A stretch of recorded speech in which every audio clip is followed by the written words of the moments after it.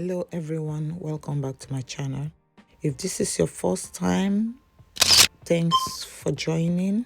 If you have not subscribed, please do subscribe and click on the notification bell to get notified each time I upload a new video.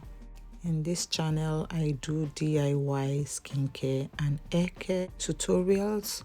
If this is what you are interested in, then stay tuned and keep watching. Thank you. Today, we're making salicylic apricot cleansing milk. This cleansing milk is very gentle on the skin. It cleanses the skin without stripping of the skin's moisture. With regular use, you're going to get a glow and radiant skin. First step is to write your formula in percentage and then convert it to grams. The next thing you want to do is to measure out your ingredients and set them aside. In this video, I'm using cellulose gum. You can use any gum you want. And then I use OLIVEM 1000 as my emulsifier. You can use any emulsifier you want.